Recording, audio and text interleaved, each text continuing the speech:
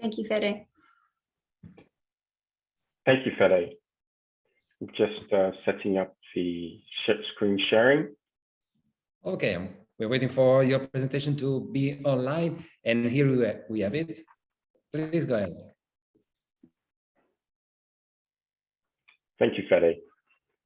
From January 2019 to November 2021, the value of digital assets locked in DeFi services grew from 1 billion to over 100 billion. According to some, however, DeFi is still in its infancy.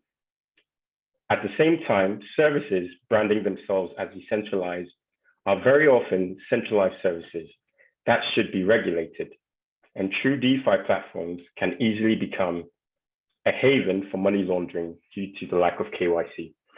In this presentation, we peer into the world of DeFi, understand where the risks of laundering are and illicit activity, and find out ways of supporting AML compliance and law enforcement.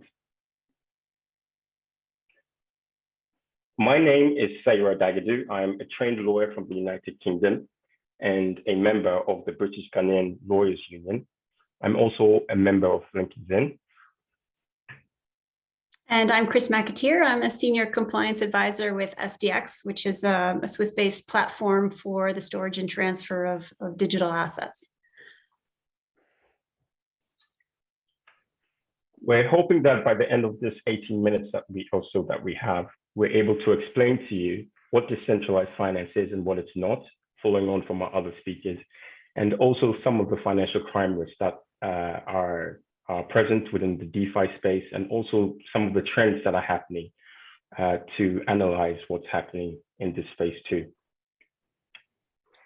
So throughout the morning, you've heard. Over to you, Chris. Thanks. So this morning you heard probably from quite a few of us already about DeFi. I don't want to repeat too much, but for those of you who may have missed a session or two, I think it's important to just go over some of the core principles of DeFi. And the first one is this idea that most platforms are, I guess in some way, trying to aim for the democratization of finance. So increasing the accessibility of finances globally.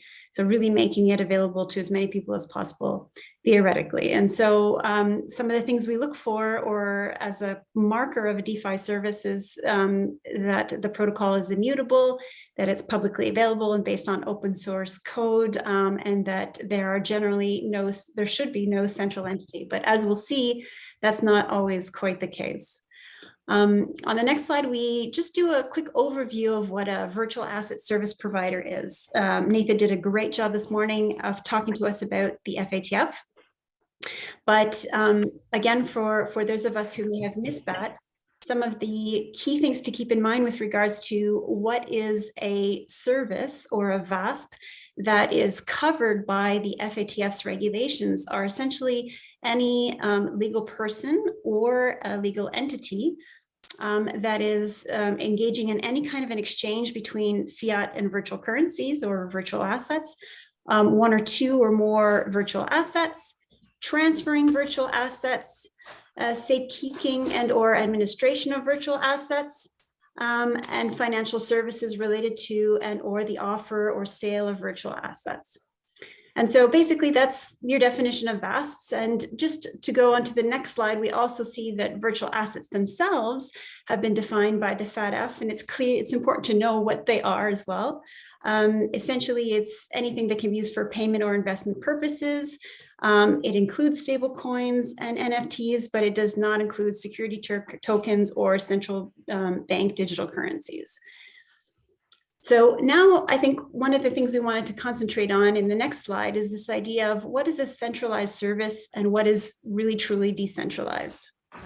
So a centralized service, which is a VASP, is essentially anything that has been defined by the FATF or in national legislation as a management of a service or an infrastructure. So if you're creating or launching or setting parameters or even holding an admin key to an infrastructure, you may, as a natural person or as a legal person, be seen as a provider of a VASP type service, and therefore would fall under the FATF's recommendations. You may also be simply maintaining a protocol or smart contract functionalities over a longer period of time. If in doing that, you're receiving any kind of compensation, so you're receiving any kind of fees for services, or you are holding a significant amount of governance tokens that allows you to make decisions with regards to the evolution of the protocol. All of those sort of ways may be ways in which you have a significant amount of control over the flow of funds and ultimately would be seen as a VASP. And so again, anybody who's a centralized entity, who's a VASP, will most likely need to be authorized and supervised in their local jurisdiction, and then need to implement a certain amount of due diligence for anti-money laundering and CFT. So now that we know what is centralized as per the FATF, I think it's important to just remind ourselves what is really truly a decentralized service, which would fall outside of the scope. Probably we can imagine that almost every single DeFi service that's available on the market now is probably quite centralized or has some elements of centralization. But what's purely, truly decentralized is essentially anything that offers automated financial services via smart contract that are 100% automated in the sense that there are no natural or legal persons controlling the flow of funds. When you have a network operator who is simply offering functionalities that don't support VASP activities, any unhosted or non-custodial wallet manufacturer or provider, so let's say the manufacturers of Ledger and Trezor wallets, mining activities and validating are not VASPs. And if you're offering any internet or computing resources, that's also not considered a VASP activity or a centralized activity that would make you fall under the regulations. So I think hopefully it's a little bit clearer now that there are a lot of ways in which the DeFi services can be caught and can be seen as being centralized. Thank you so much, Chris, for that. So just to go over some of the DeFi services that exist, we have the exchange of virtual assets, as some of our colleagues earlier have spoken about, as well as investing and peer-to-peer payments. I'll just go over the investing, or rather lending and borrowing function. You see here that it's possible for a lender to be able to put his or her Ethereum, let's say as an example, on a DeFi platform, and a borrower then can then have access to that liquidity pool by providing a fee of some kind for that service. They also offer up a collateral in case they're not able to fully pay back the loaned sum, and at the same time, a lender is able to earn an interest on the Ethereum that they've offered. An example is Uniswap. An example of a decentralized platform is Uniswap. So this list here goes over some of the different so-called decentralized exchanges that are out there. Uniswap is up there, having over 3 billion in terms of transaction volume per day. And it's quite significant to also note that the number of coins that are being transacted with or put into pools is quite significant, emphasizing that this is both scalable and that you can always increase the size because of its software based, and also its resilience. One example is that in May of 2021, it was a bit of a crisis within the cryptocurrency space, yet within decentralized finance, they were still able to maintain significant volumes and in fact benefit from them by being able to leverage a liquidity pool. So in terms of lending and borrowing and the benefits, it is very much the case that the infrastructure within sub-Saharan Africa is open to decentralized payments. Over the last decade, it has been one of the fastest growing regions of mobile telephony. And it also, for example, there has been a 900% increase in mobile banking since 2011. Moreover, there's about an 81% increase, in terms of coverage of the continent, there's an 81% coverage of the 3G network, which allows for mobile telephony. And in fact, in present day, in Kenya, M-Pesa has been able to use this as a vehicle for creating banking solutions through the old tech SMS messages. And you can see as well that over 140 million was transacted on a daily basis between January and December 2020. So some of our colleagues earlier mentioned liquidity pools, and the value of them really is that they're able to provide liquidity 24 hours a day, 7 days a week, with no need for anyone in between. And the benefit for that is increasing global trade. Stablecoins also play an important role within decentralized finance. The reason being they minimize volatility. So whereas, let's say, Bitcoin might increase its value in excesses of 20, 30% per day, or drop in value to the same tune, stable coins hold their value and are pegged to, let's say, the US dollar. The benefit of this is that individuals can minimize volatility, trade, and also save their assets in a better and more effective way. So earlier we, thanks to Ian at Merkle Science, we had a really good overview of some of the financial crime risks in DeFi. I think it's probably good to go through the list and make sure that we capture some of them, or some of the ones that he may have mentioned. Obviously, most of the crimes or the assets that are tainted are emanating from financial crime, but ultimately, by investing them in a pool, you can add layers and obfuscate the trail of the original source of funds. And so money laundering is really facilitated simply by using the tools available in the DeFi space. There's a lot of hacks that obviously take place of the DeFi protocols, usually by exploiting vulnerabilities in the code. And simply the fact that a code has been audited is not necessarily a good indication of it being vulnerability free. As soon as you make one or two small adjustments to the protocol itself, there's always an exploit that can be managed or taken advantage of. So there have been also quite a few rug pulls. So a number of different individuals setting up an entire DeFi protocol, doing a lot of heavy duty marketing, strong presence in the social media space.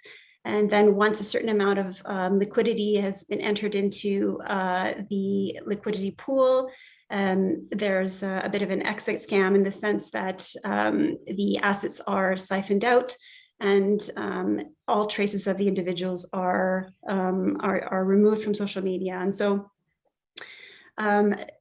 that leads us to a number of other categories of exploitations of the smart contracts and the liquidities that are actually held in the liquidity pool.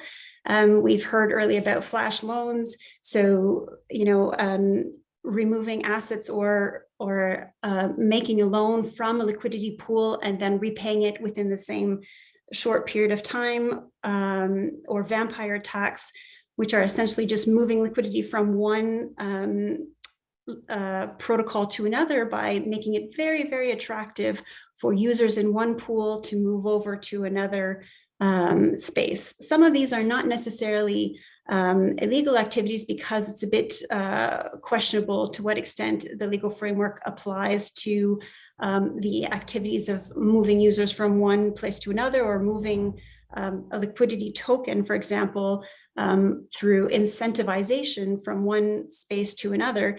But suffice to say that there is a lot of vulnerabilities that are being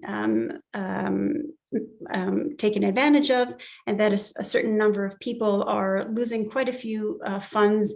And most importantly, a lot of the space is being used as an opportunity to add layers to and space between tainted assets. And as Ian and a few others mentioned, walking away with newly minted clean coins.